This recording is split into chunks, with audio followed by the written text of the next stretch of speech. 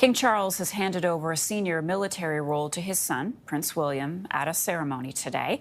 The king met his eldest son at the Army Aviation Center in Hampshire for the symbolic handing over of the baton. The king had served as Colonel-in-Chief of the Army Air Corps for 32 years.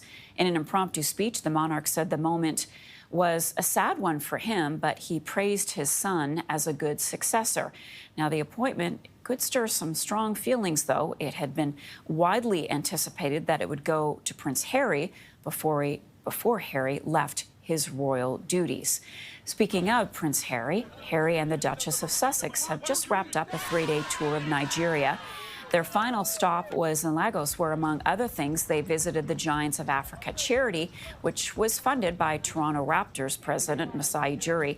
They spent much of the trip promoting mental health for soldiers and doing work to empower young people in the country. All right, lots to discuss with our CTV Royal commentator, Afua Hagan, this morning. Afua, good morning. Great to see you. Good morning. Great to see you too. All right, so let's talk about this new title for Prince William. Many are seeing this as an insult to Harry. What does this title mean? What special meaning does it have? Well, this is a very special title, Colonel-in-Chief, of the Army Air Corps. And the King had that title for 32 years, now handing that down to Prince William, who's also the Prince of Wales. Now, some might say that it's gone to the next Prince of Wales because the previous Prince of Wales held it for such a long time. But this is the particular part of the army that Prince Harry used to be a part of when he was flying Apache helicopters. And it's thought actually that it would have gone to Prince Harry had he still been a working royal. Now, some people might say that it's a snub to him, but he isn't a working royal, so it wouldn't necessarily be fitting for him to have this title. And one of the things that happened when Prince Harry and Meghan Markle, the Duchess of Sussex, decided to step back as being working royals, that he no longer had those military titles. And that has been particularly painful for him because of his time in the army. He said it was one of the happiest times of his life where he really found himself. And of course, it's led to the inception of the Invictus Games, which is all about harnessing the power of sport to aid the recovery of wounded veterans. So, Afua, what do you read into the events of the last week or so? The king was too busy. His schedule didn't allow for a meeting with Harry while Harry was in London. Then we have this title situation going down with William. What's your take on it all? Yes, exactly. You know, Prince Harry was in town in London last week for that 10-year anniversary of the Invictus Games. None of his family were able to attend that service, although he did have some supporters from the Spencer side of his family. And yes, we were told pretty much as soon as Prince Harry landed in London that his father's schedule would not allow him to see him. You know, he did say that he understands he has a busy schedule. And of course, King Charles III is still under doctor's orders, so he's not got a full schedule back yet.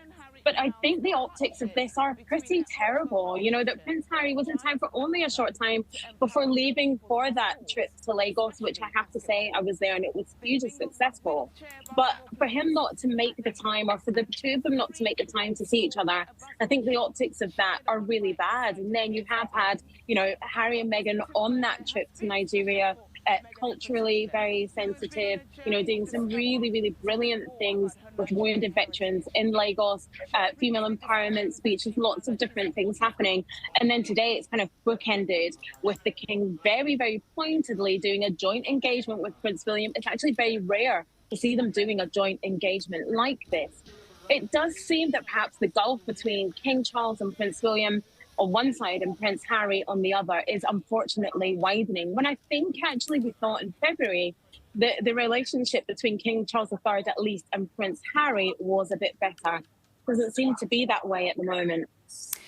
And you mentioned Harry and Meghan's trip to Nigeria. We were just looking at some pictures. That was considered a big success, wasn't it, for them?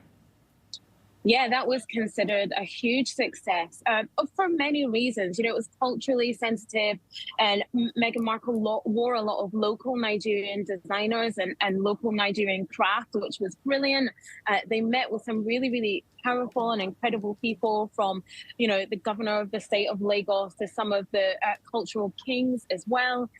And also, it shone a light on Nigeria's army that has 230,000 members, one of the biggest armies on the continent of Africa, but also wounded veterans and, of course, the topic of disability in Nigeria that people don't really talk about. And so that was really incredible as well. And that was really, really powerful. And I think that's what really came across for me on the visit.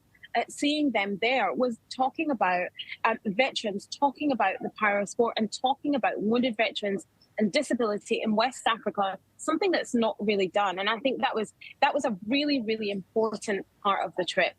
Yeah, but of course, in the sweltering heat, there was lots of crowds. They were hugely popular.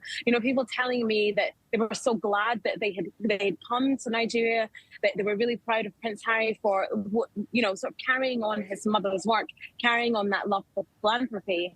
And then, of course, you have Meghan Markle, who found out through one of those DNA tests that she's 43% Nigerian. And for her, it felt like a homecoming. And I think there was lots of people there that felt, they were welcoming a daughter home. So you're right in saying definitely it was hugely successful. Afua Hagan for us. Afua is our CTV royal commentator. Great to chat with you this morning. All the best. Talk to you soon. Thank